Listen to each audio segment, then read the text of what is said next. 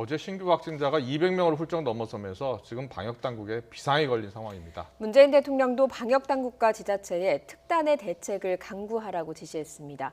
최진 대통령 리더십 연구원장, 배종찬 인사이트K 연구소장과 짚어보도록 하겠습니다. 두 분 어서 오세요. 안녕하십니까? 네, 안녕하십니까? 지금 코로나가 매우 비상입니다. 네. 신규 환자가 하루 사이에 지금 270여 명이 늘었는데요. 네. 정부가 일단 어제 신속히 대책을 내놨습니다. 네. 사회적 거리두기를 2단계로 격상했거든요. 네.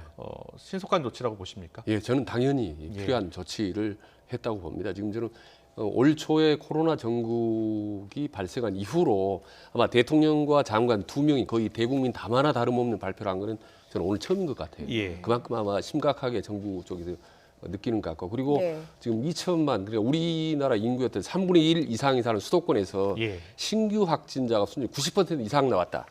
이건 진짜 심각한 문제거든요. 예. 지방하고 또 다릅니다. 서울에서 한번 확산되기 시작하면 급속도로 확산되기 때문에 네. 아마 정부 입장에서는 상당히 좀 빠른 속도로 강하게 대응을 좀 하고 있는 것 같습니다. 예, 그런데 2단계 조치는 대부분 내용을 보면 좀 권고에 그치다 보니까 실효성이 약한 것 아닌가 이런 의문도 들기도 하거든요. 좀 더 강화하기에는 부담이 있는 겁니까? 수도권 지역 2단계 조치가 절대 약하지가 않습니다.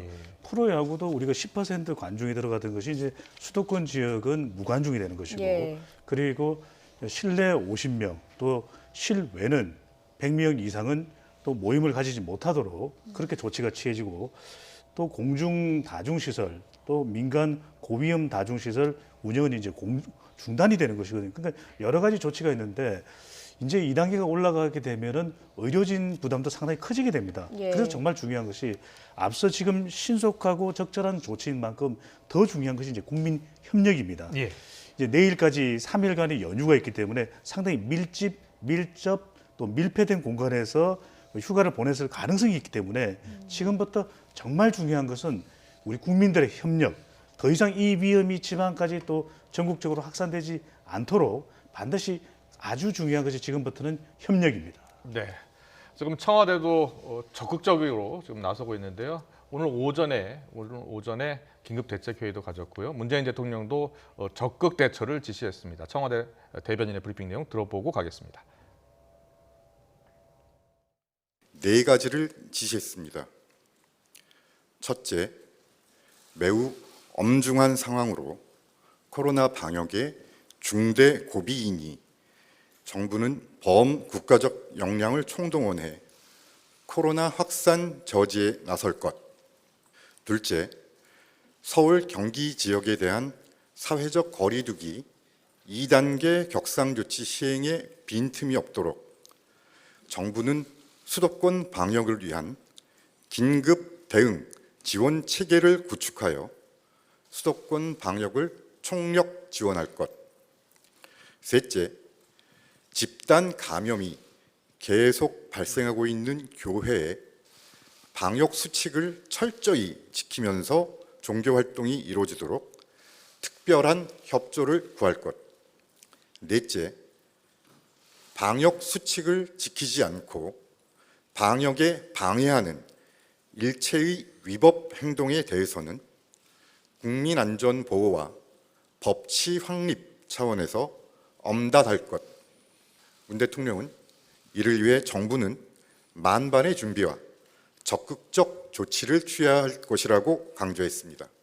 이상입니다. 네, 청와대 브리핑 내용 들으셨는데요. 문재인 대통령 이 앞서서 SNS를 통해서 광화문 집회, 어제 그 사랑제일교회 교인들이 참여한 것으로 알려지지 않았습니까? 네. 이것에 대해서 굉장히 비판하는 목소리를 냈습니다. 사실 여러 차례 집회가 있었는데 이번에 이런 비판하는 목소리를 낸 건 어떤 의도가 있었다고 파악할 수 있겠습니까? 그 대통령의 발언 강도를 보면 상당히 센 것 같습니다. 아마 전 국가적인 역량을 총동원해서 방역을 해야 된다는 그런 와중에 이런 행동이 있다는 건 비상식적이다, 명백한 도전이다, 국민 생명을 위협하는 용서할 수 없는 행위다라는 부분은 정말 센 발언인데요. 그만큼 이제 이 방역에 대한 중요성을 이제 강조했는데, 저는 이제 이번 보수 집회 행사가 사실은 이건 종교 집회가 아니라 사실 정치 집회입니다. 예. 근데 이런 코로나 정국 속에 정치 집회를 한다는 것 자체는 사실 너무 위험천만하고 바람직하지 않죠. 근데 이 정치 집회가 하물며 종교 집회인 것처럼 비치면서 오히려 상당히 또 교회라든지 기독교 이미지가 또 실추되는 두 가지 효과가 있거든요. 그러니까 보수 정치권 전체가 이미지가 훼손되고 또 기독교 교회 전체가 또 매도당하는 이런 부정적인 효과 일변도기 때문에 이걸 모를 리가 없는데 왜 이런 행사를 강행했는지 도무지 알 수가 없어요. 네. 예. 자, 배 소장님은 어떻게 보세요? 어제 집회가 열렸는데 사실 네. 어제도 100명대 신규 환자가 나왔거든요. 그럼에도 불구하고 이렇게 집회를 강행하는 이유가 어디에 있을까요? 집회를 강행한 쪽에서 또 확진자가 나왔다라고 예. 하는 진단도 나오고 있거든요. 예. 그런 만큼 정치적인 이유 때문에 집회를 한 것인데 방역이 우선이죠. 그래서 이 3일간의 연휴 기간 동안 특히 8.15 강복절에 장외로 나오는 것에 대해서 서울시에서도 금지 명령을 내렸잖아요. 예. 네네. 문재인 대통령의 메시지에도 나오지만은 이것은 명백한 도전이다. 왜? 이것은 법치주의. 그러니까 법적으로 금지를 했는데 이것에 대해서 이 거부를 하고 예. 이 이행을 하지 않은 것 자체가 상당히 이제 정부로서는 도전이 될 수밖에 없고 그 무엇보다도 금요일도 확진자가 상당히 늘어났었거든요.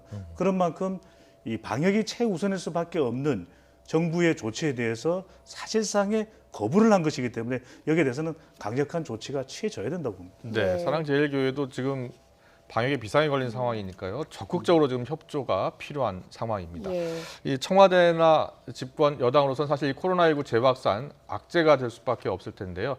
최근 나온 대통령 지지도 조사 보고 또 가겠습니다. 네, 지금 문재인 대통령의 직무 수행 평가를 보면 긍정 평가가 39%, 취임 뒤에 최저치 동률을 이뤘고요. 부정 평가가 53%로 전주보다 7%포인트가 상승한 걸 확인할 수가 있습니다.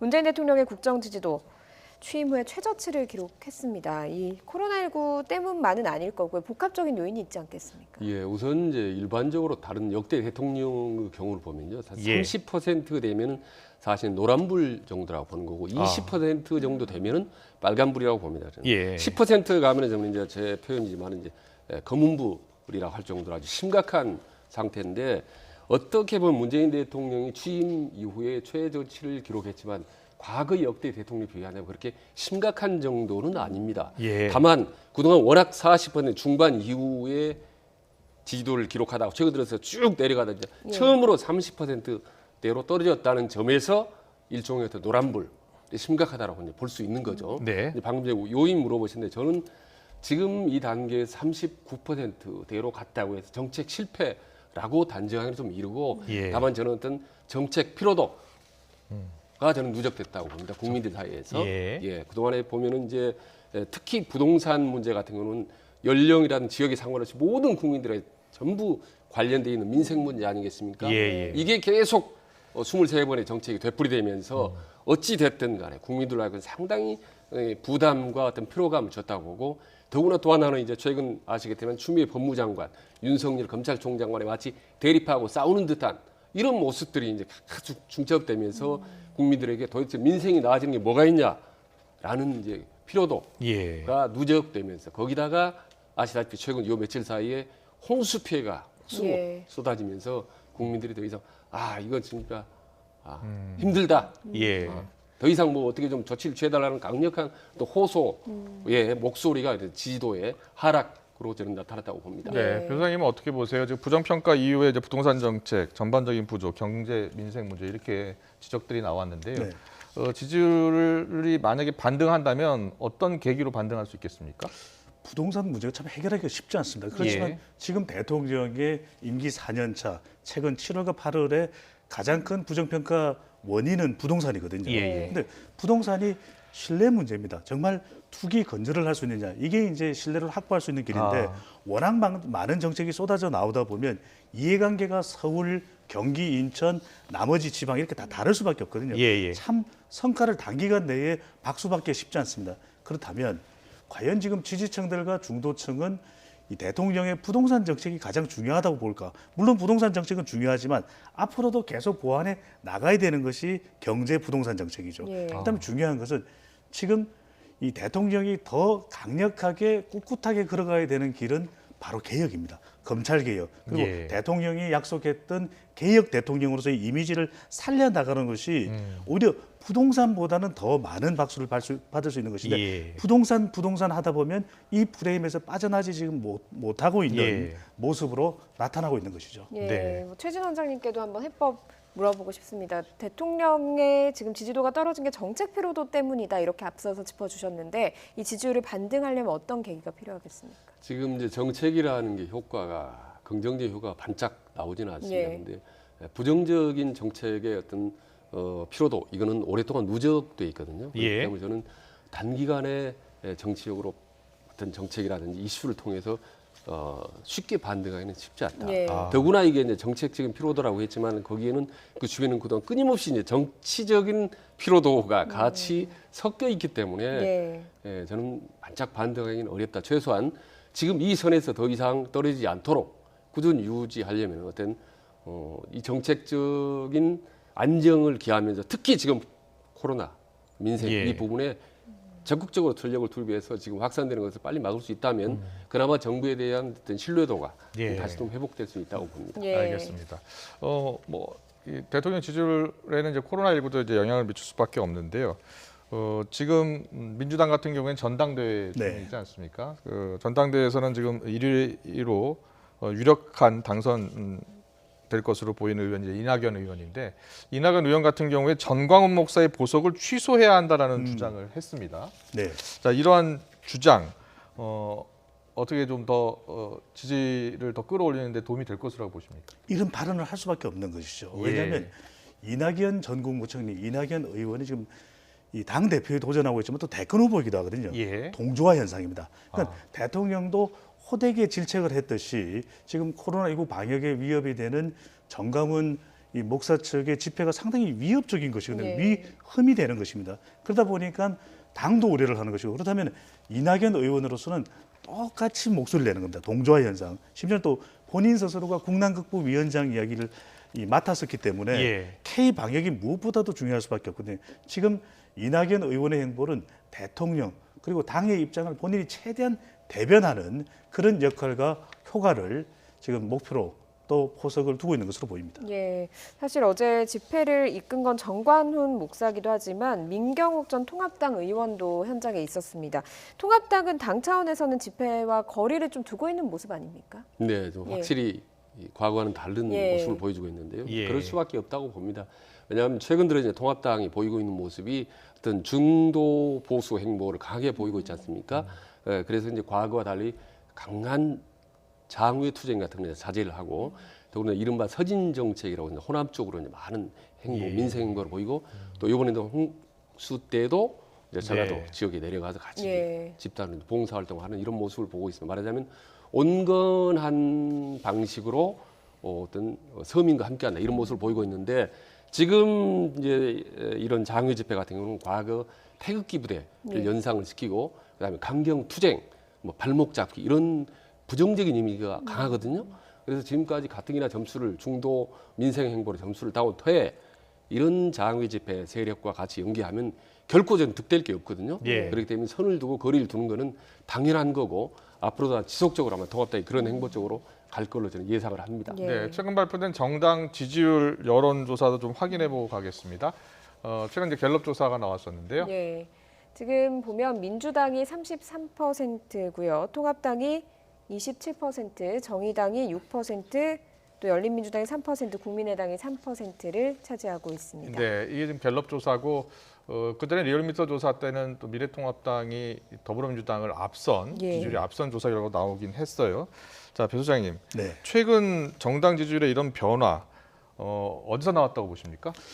더불어민주당 지지율이 내려가는 것은 또 논란, 견제 심리가 작동을 하는 것이고요. 예. 그다음에 미래통합당의 지지율이 올라가는 것은 반사 이익이 더 크다고 볼 수 있는 부분인데 네네. 더불어민주당은 또 대통령 지지율이 내려가면은 동반해서 내려가는 현상이 있거든요. 아. 그리고 또 더불어민주당 내에서도 부동산 정책과 관련해서 논란과 혼선이 나오면서 이것 자체도 이제 부정적이었던 데다가 특히 이제 많이 흔들린 지역과 계층이 누구냐면은 30대 핵심 지지층이었거든요. 그리고 예. 서울 지역 이는 이제 부동산과 관련이 돼 있는 것이고 중도층이 이탈하는 것은 주도권을 가져가는 여당이 좀 더 잘했으면 예. 좀 더 협력을 잘하는 그런 좀 유연함을 보였으면 하는 부분, 또 검찰 개혁도 인물 간의 충돌이 아니라 이 본질적으로 정말 핵심적인 검찰 개혁을 해 나가는 여유를 보이는 것을 이제 국민들이 기대했을 것이고요. 반대로 이제 이러한 이 반사 이익이 미래통합당 쪽으로 왔는데 그럼 이전에는 왜 없었느냐? 이전에는 정치적 현안인 경우에는 주로 이제 지지 정당이 없다 쪽으로 이탈한 더불어민주당도 이탈한 지지층들이 가는 경우가 많은데 부동산은 개인의 이해관계거든요. 예. 예. 좀 더 분명한 견제 심리를 보여주기 위해서 또 미래통합당이 최근 들어서는 일종의 이 김종인 비대위원장을 중심으로 해서 정강 정책도 새롭게 이 발표를 하고 이제는 강성 보수와는 좀 선긋기를 합니다. 아. 그러면서 외연을 오히려 중도 쪽으로 더 확대할 수 있는 5%는 버리더라도 10%를 가져갈 수 있는 쪽으로 옮겨가자. 이런 정책이 미래통합당 그리고 더불어민주당 여당이죠. 격차가 더 좁혀지는 현상으로 나타난 것이죠. 예. 네. 자, 이 당권은 당권이지만 전당대회 이후 지금 차기 대선 구도, 대권 구도에도 관심이 쏠리고 있는데요. 예. 그 최근 조사 결과에서 이재명 지사가 처음으로 이낙연 의원을 앞지른 결과가 나왔어요. 예. 네, 어떤 이유 때문에 보십니까?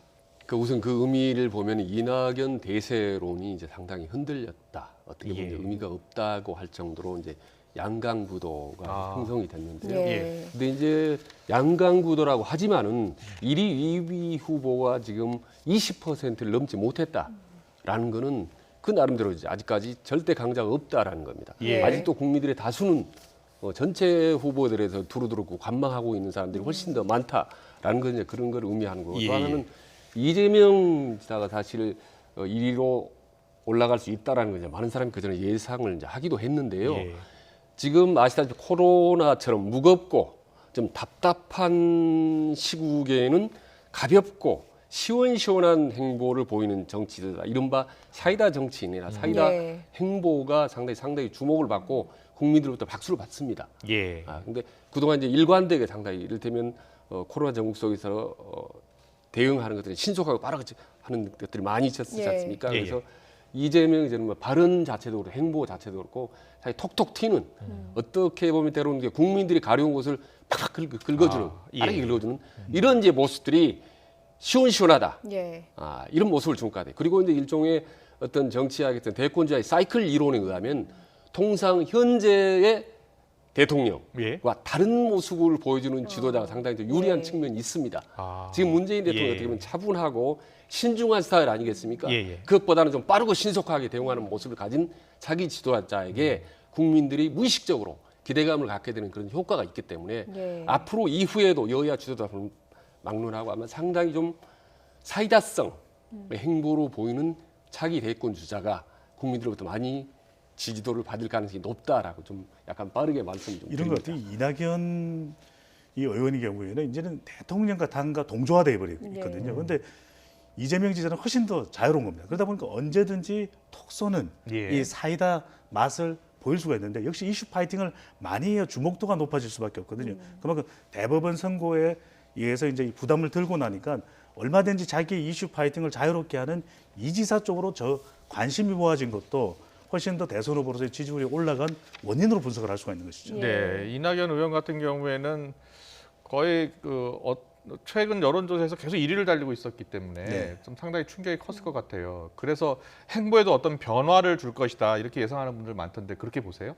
지금 당장은 아닐 겁니다. 예. 분명히 이제 당 대표를 하면서 조금 더 본인의 이 주목도를 끌어올려 갈 것이고 그리고 결과적으로는 대통령과 당과 다른 목소리를 낸다는 것은 신중할 수밖에 없거든요. 예. 얼마만큼 대통령의 핵심 지지층, 당의 핵심 지지층들을 더 끌어들일 수 있을까? 이쪽에 더 주안점을 둘 가능성이 다분히 높아 보입니다. 예. 네.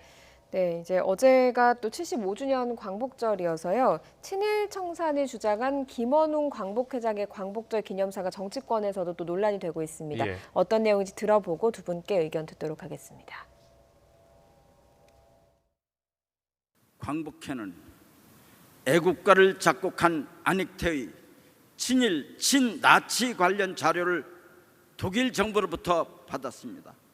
민족 반역자가 작곡한 노래를 국가로 정한 나라는 전 세계 대한민국 한 나라뿐입니다.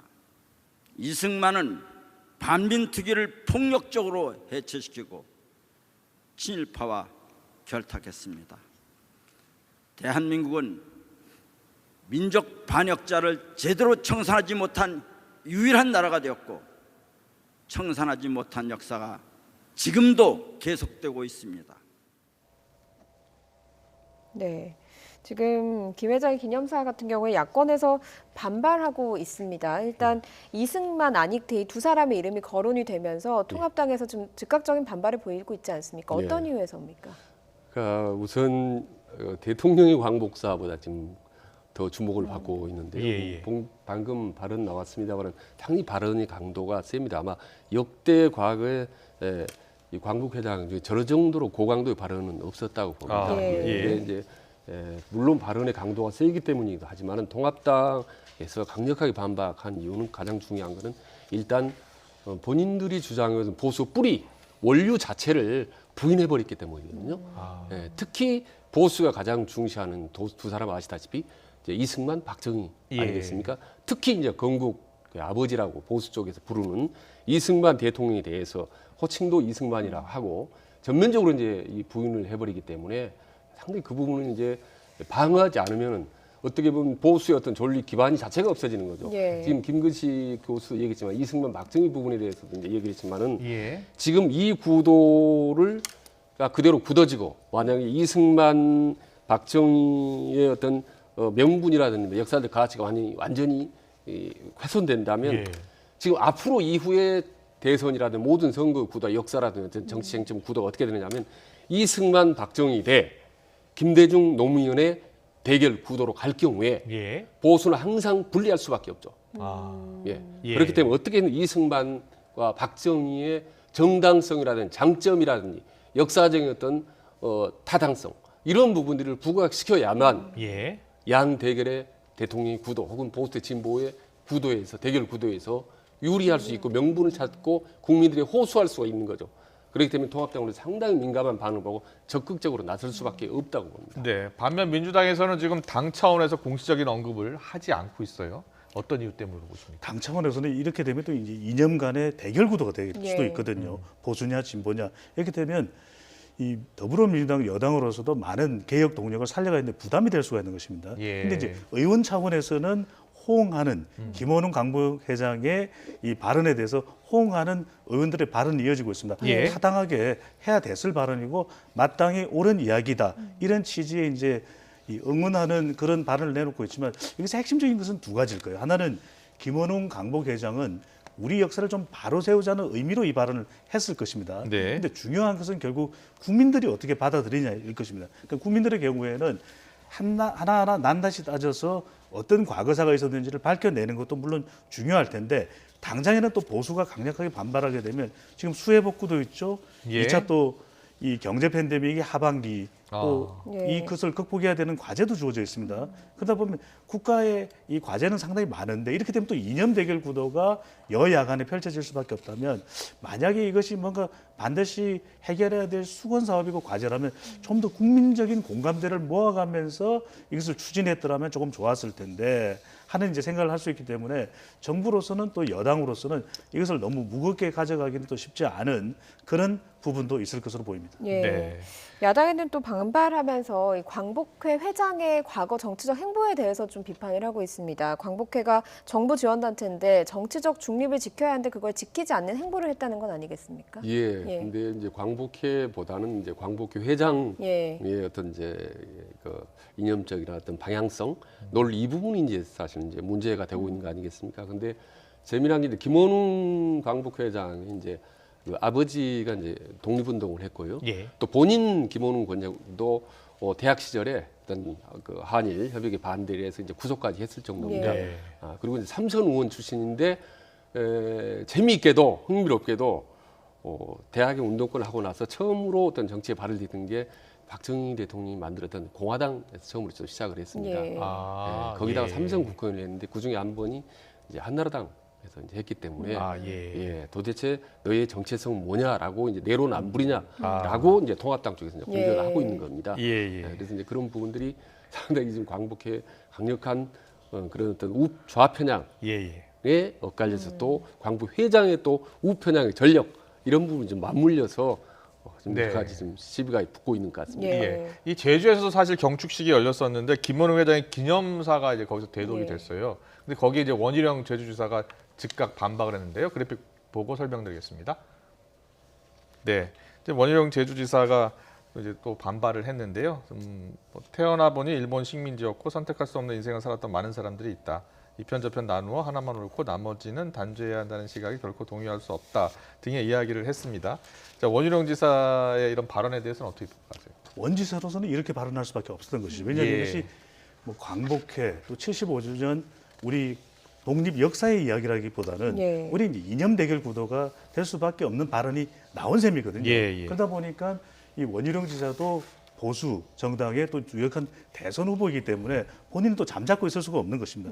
그러다 보면 이런 발언이 나올 수밖에 없고 또 행사가 정말 또 파장이 있었지 않습니까? 예. 그래서 아까도 말씀드렸듯이 김원웅 강북회장이 우리 역사를 좀 더 제대로 사실을 파악해서 진단을 해보자 이런 의미는 있을 거예요. 근데 이것을 우리가 아주 여유 있게 받아들일 만한 사안이 아니기 때문에 좀 더 국민적 공감대를 받을 수 있는 그런 좀 추진 단계를 차근차근 밟아 나갔더라면 더 좋았을 텐데 이 발언과 관련해서도 적지 않은 파장이 오늘뿐만 아니라 내일 또 계속해서 있을 수밖에 없는 것이죠. 예. 네, 알겠습니다. 또 반기문 전 유엔 사무총장의 발언도 또 갈등을 불러일으키고 있는데요. 그래픽 보면서 이야기를 나눠보도록 하겠습니다. 네, 현 정부가 내세운 평등과 공정, 정의의 가치는 정권 차원에서 선택적으로 주어지고 있다. 이런 발언을 했고요.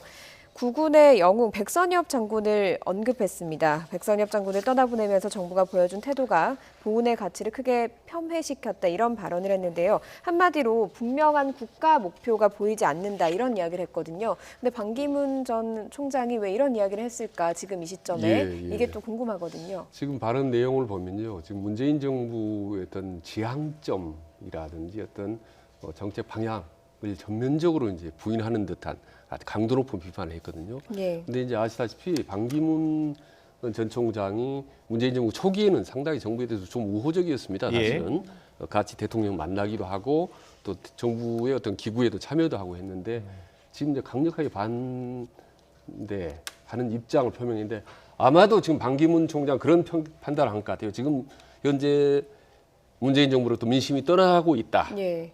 판단을 한 것 같고 예. 그리고 지금 보수가 흐트러진 상태에서 어떤 새로운 보수점, 구심점 역할을 본인이 원로로서 한번 마지막 역할을 해보고 나아가서 조금 정치적으로 판단한다면 다음 대선에서 본인이 뭔가 역할, 예. 보수가 같이 결집을 하고 크게 이제 본인 생각이 반 총장 생각할 때 여러 가지 흐트러진 예. 나라의 기강을 바로잡는 데 내가 일조를 하겠다는 나름대로 어떤 애국관이나 이런 것들이 정치적으로 같이 맞물려서 좀 작용을 하지 않았나 예. 생각을 합니다. 짧게만 첨언하면은 네네. 한때 대선 후보까지도 거론됐던 인물이기 때문에 이렇게 되면 현 정부에서도 미세먼지 대책 책임까지 맡고 있거든요. 그렇다면 보험다 이런 사회적 갈등을 회복할 수 있는 발언을 했더라면 훨씬 더 도움이 됐을 텐데 네. 한국판 뉴딜까지 언급한 것은 조금 예. 도를 넘은 것 아니냐라는 판단도 국민들은 가질 수 있을 것으로 보입니다. 네, 예, 알겠습니다. 오늘 정치권 소식은 여기까지 정리하도록 하겠습니다.